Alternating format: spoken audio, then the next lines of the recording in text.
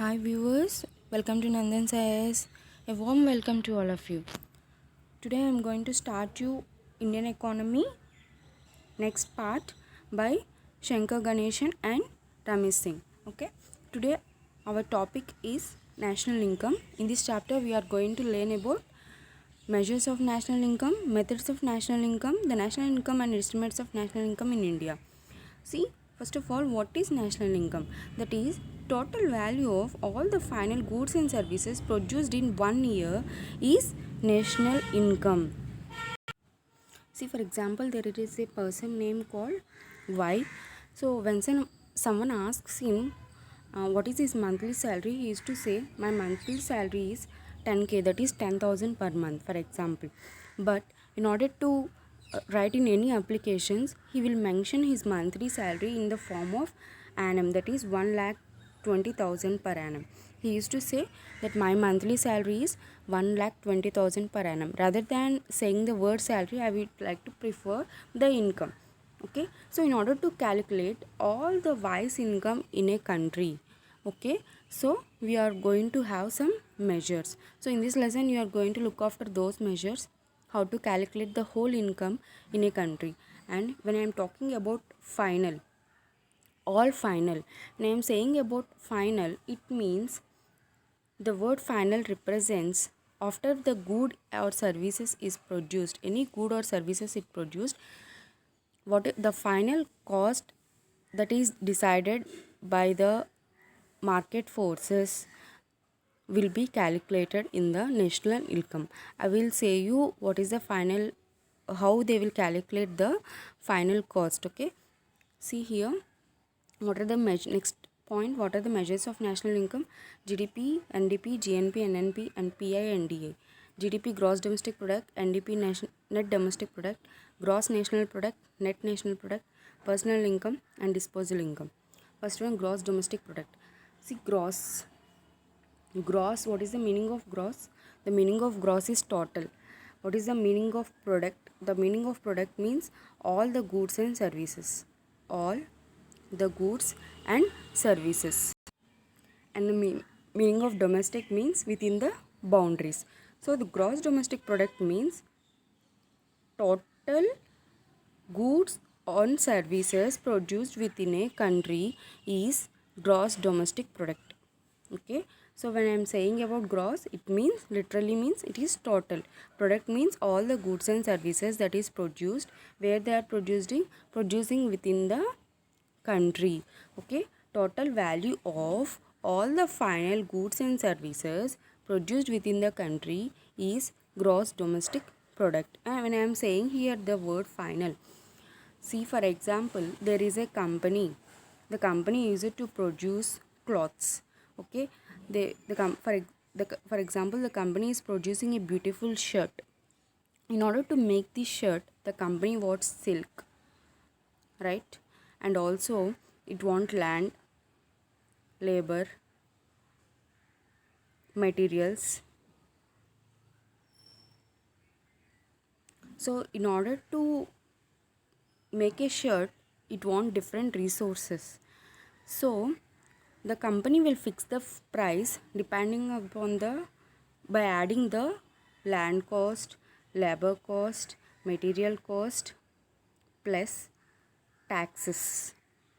Of by taking all these into consideration, the company finally fix the rate of a product. So that is said to be the final rate. It means, you can see here, final means stage of product after which there is no chance of value addition in it. So there is no additional charges applied to it, already it was came into the market by adding the taxes. So that is the final value of a product. Okay, and it is a quantitative concept. That means using this gross domestic product we are only known about quantitative, that is only internal strength of the economy can be known. Why? Because I am saying about domestic, that means the money that is coming from only the certain boundary can be calculated here, but not from the money that is coming from the other countries cannot be calculated in gross domestic product. But GDP is the concept where most of the countries use to compare the economics. Okay, so here where it is used, it is commonly used data in comparative economics. And prevailing exchange rate of rupee, India stands fifth largest in GDP, whereas it is the third largest in the world at purchasing power parity. The first two are China and USA. So everyone is clear the concept of gross domestic product. Gross means total, product means goods and services, and domestic means boundary, total value of all final goods and services produced within the boundary. It is only quantitative concept but not qualitative concept. Okay, that means only internal strength of the economy can be known from this gross domestic product. And see the next important measure, net domestic product. When I am speaking about net, see, gross means total and net means detecting the wear and tears of the goods. Okay, that is nothing but depreciation. For example, the salary of an employee is 20k gross. That means with all having the all including their DAs and everything, it is 20,000 per month. But after the deduction, the salary in his hand is 17,200 per month. So the remaining income, it may go to SI or PF and all. So the gross is total. Net means removing about the depreciated money. So here also the net means calculating after adjusting the weight the value of depreciation. So that's why NDP is equal to GDP minus depreciation. Okay, and see what are the uses. What are the uses of these net domestic product? You have to look here. Okay, it is only used to understand the situation of the loss due to depreciation to the economy. It is also used to understand and analyze the sectorial depreciation in industry and trade in comparative periods. See, this net domestic product cannot be used widely. It is only used within the country. It is used to compare different types of sectors like primary, secondary and tertiary sectors, and also different industrial sectors like iron and steel industries, or to compare petroleum industries with cement industries and all. In order to compare any two sectors, it is only used in internal purpose. Also in order to know the losses, we can use net domestic product. And to show the achievements of the company, where the areas of research and development, it can also be used to show the achievements where the development and research has improved. So net domestic product is only used for the internal purpose, that is only to compare different sectors in the economy, whether it was developed or depreciated. Okay, and the next important, gross national product. Previously I have already told you gross means total, product is final, all final goods and services. Here I am having the word national. See, when I am talking about domestic, it means within the boundary of the country, whatever the money or whatever the product that was produced was calculated in the national income. Whereas in the case of national, whoever the person may be, if he is a citizen of India, if he is contributing something to the India, then those products or those money will be calculated in the national income. For example, you see, there is a person Y, he is residing in America. Okay, he is still the citizen of India, he still has the citizenship of India, and he used it to send money to his parents who is staying in India every month. So the money that he is sending to his parents will be counted in the national income, even though he is not present in India, but as he is the national of Indian citizen, so his money is counted. For example, there is a company Google. Okay, the Google came to India and invested in Bangalore. It started in the new office in Bangalore. So even though the Google doesn't belongs to Indian company, but it came and invested in Bangalore. So the products or the investments or the profits that coming from the Google from Bangalore is calculated in gross national product. Okay, so it is also called as income from abroad. I have already told you in these we are having the income from abroad concept, which means private remittances. That is, I have already told you, these companies or individuals who are investing in India in the form of FDI inflows and all. So interest on external loans, for example, India have given some loan to the other African countries. So whatever the interest we are getting from that loan is also added in this. And external grants, sometimes on humanitarian measures, or in order to help some other countries, we are providing some grants to different African countries, our neighbors. So this also calculated in gross national product. See here, the income from abroad is always turned to be positive or negative. Why? Because when the income from abroad is more, that is, we are getting more income or more investment from the abroad, then it is said to be positive. But if we are getting the less amount from the abroad, it is said to be negative. How we is to say positive and negative? So depending upon the GDP, when the gross domestic product is less than GNP, that is gross national product, it is said to be positive. Okay, when gross domestic product is greater than GNP, then this income from abroad is negative. Okay, so in India, always GDP is greater than GNP. Remember that in India, always GDP is greater than GNP. Okay.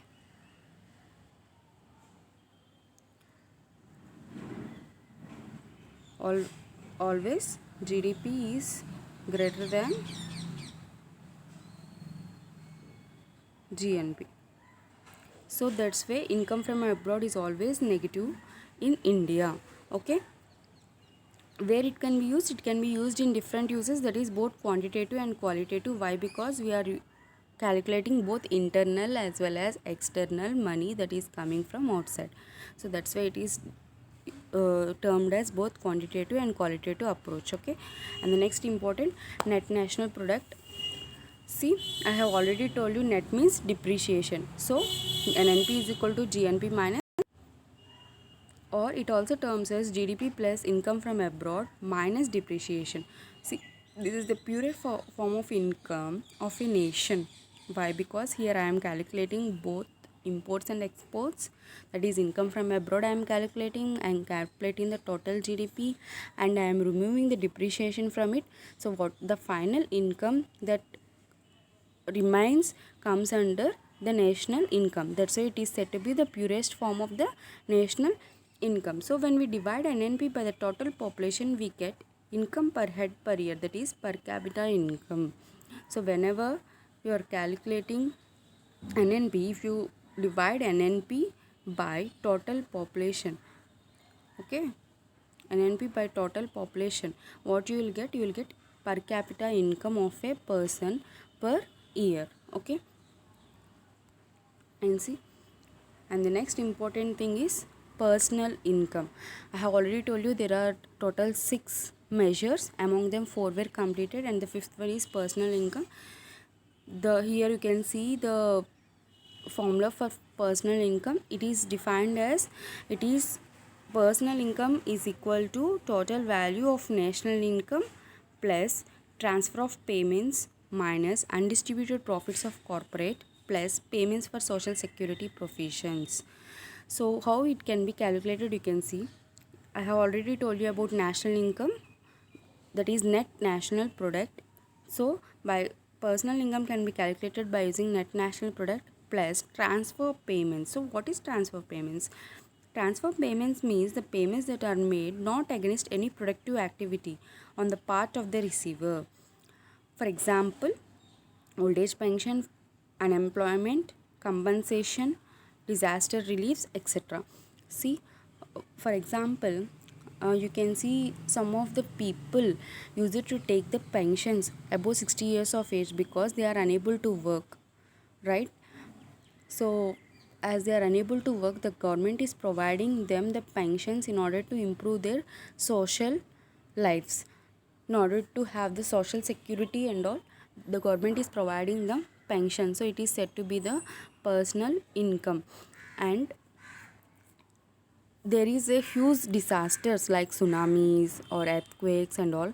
Whenever these are happening, the government provides some compensation to the public. This also comes under this personal income in addition to national income. Then what are deducted? There are some deducted things here, that is undistributed profits of corporates. I have told you there is a company called Infosys. When Infosys get huge profits, it will not share the whole profit to the shareholders, but it will keep some profits to itself for future expansion of the company. So those income which was undistributed and kept itself in the company is said to be undistributed income. Okay, so here you can see usually the corporates do not distribute the whole profit of the share to shareholders. A portion of profit is kept with them to meet future expenditure and expansion. This is called undistributed profit of the company. And next one, payment for security provisions. See, in the form of PF, I am saving something for social security in future. So this also comes under personal income. Okay, I think everyone is clear about the concept of personal income. And see the next concept, disposal income. Disposal income is available to the individuals after deducting the taxes from the personal income. Okay, so see, disposal income is equal to personal income minus direct taxes. And you can see here graphical representations of various measures. Okay, so before knowing this, I want to tell you about what is factor cost and market price. See, factor cost means by calculating the land, labor and materials, okay, the company decided the cost, it is said to be the factor cost. Here there are no taxes, so minus taxes I am saying. Okay, in the factor cost the taxes cannot be added. The cost decided by the company without the taxes is said to be factor cost. It can be seen as in the form of either GDP or NNP, net national product or gross domestic product. And the next one, market price. So after deciding all these things, that is factor cost, what the government will do, the government will provide you, will impose you taxes. Okay, when the government imposes you the taxes, so it is said to be the market price. Okay, market price of the product. So here you have to know about the two concepts, factor cost and market price. Factor cost is the cost determined by the company without adding the taxes. Okay, whereas the market price is the price determined by the company after adding the taxes by the government. Okay, so in this graph you can see here, this here you can see the graphical representation, right? In this graphical representation you can see here, this is disposable income. So all the disposable incomes are personal incomes, right? All the personal incomes are factor cost, net national product of factor cost, and all the belongs to market price, and all belongs to gross national product. Okay, and next one, national income at constant price and current price. See, in order to decide a price of the good, whether it has increased or decreased, in order to know about the inflation, we used to talk about inflation, right? Inflation means increasing the values of all the prices of all the goods and services in a country is said to be the inflation. So how we calculate inflation? Depending upon the base year. See, to calculate the national income of various years, the national income is calculated with reference to particular year called base year. So this base year is decided by National Statistical Office. Okay, so when I am talking about the prices, so when I am talking about the constant price, so then I am calculating the price of a product depending upon the base year decided by NSO or the central government. Okay, when I am talking about the current price, I am taking the price of this only the this current year, but not the constant year. This price year will changes for every 5 years. So depending upon the changes of this base year, we will calculate the inflation. Okay, See here, the total quantity of all the final goods and services produced in one particular year into the price of the base year is said to be the constant price. So, for example, the GDP of India in 2014 is 6%. Okay, in constant price. The GDP of India in 2018 is 8% in constant price. I am calculating at the constant price. So what happens here? The GDP has increased from 6% to 8%. Okay, that is 2% growth in economy. I am saying like that.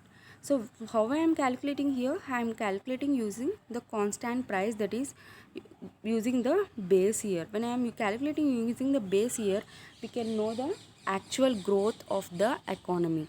Okay, why? Because I am also adding the inflation here. Whereas in the case of current price, if I am calculating the final value of all goods and services using the current price itself. Okay, for example, in 2016 the GDP is 6%, but while I am not calculating using constant price, but I am using current price. Okay, I'm sorry, I'm using the current price. So when I am using the current price, here the GDP I got is 11%. Does this mean that here the GDP is 6%, here it is 11%, there is a 5% increase in the growth? Is it right? No, wrong. Why? Because here I am not calculating the inflation. Okay, that means the product of 10 kgs of rice at 2016 is 100. The product of the same 10 kgs of rice at 2018 is 150 rupees. That means there is a increase of price in 50 rupees of the same quantity of price. So while calculating the current price, I am going to calculate these 150 rupees. That means I am not adding the inflation here. So by using the constant price, we can easily remove the inflation. That means, sorry, easily remove the percentage of the inflation and calculate the actual growth of the company. Whereas while calculating with the current price, we are adding the inflation percentage here, so we cannot determine the actual growth of the company. So every country will calculate its growth depending upon the constant price. Okay, see here the revised method. The Central Statistical Office in January 2015 released the new and revised data of national accounts affecting two changes. So the first one, the base year was revised from 2004, 2005 to 2011 and 2012. I have already told you the base year is going to change for every 5 years mostly, but sometimes it may take 10 to 12 years. At present we have changes, there are 11 times we have changes in the base year. At present the base year is 2011 and 2012. Who has recommended it? It has recommended by National Statistical Commission. Okay, this methodology of calculating national accounts has been revised with the requirements of system of national accounts and internationally accepted standard. So depending upon the international accepted standard, they have revised this base year. See, the main important here is we are now measuring the national income by using GDP at constant market prices. I have already told you, rather than using the current price, if you use the constant price, we will know the actual growth of the economy. Okay, what I am using here, market prices, rather than using the factor cost. Here I am using the market price. So now how the growth or national income of the country is calculated in India? GDP at constant market price, the national income is going to calculate in India. Okay, and the next one, there is a committee on economic statistics. This committee was headed by Pranab Sen. He is ex-chief statistician. Okay, and this committee consists of 28 members, which is having the members from UNO, RBI, and Ministry of Finance, Niti Aayog, and different economists and statisticians towards the country. This why the government has recommended or government has appointed this committee means in order to revise the concept of national income, whether in order to calculate the national income in the form of GDP at constant market prices, or we can use it in the any other new measures. And in order to know about different surveys, see periodic labor force survey, annual survey of industries, and time use survey of and unorganized sector survey. Everything is going to be studied by this committee, and they are going to submit their report to the government about the new measures or new possible measures of the national income, and they are also going to suggest some reforms in order to measure the national income. Okay, so guys, this is about chapter 1. I have completed chapter 1 in two videos. So the first video tells you about different types of sectors of economy, types of economy, and market systems, and the second video tell you about how to measure and calculate the national income. And the next video, that is human development, second chapter of Ramesh Singh and also Shankar Ganeshan. I am going to cover it to you today evening. Okay, up to then, bye bye and take care.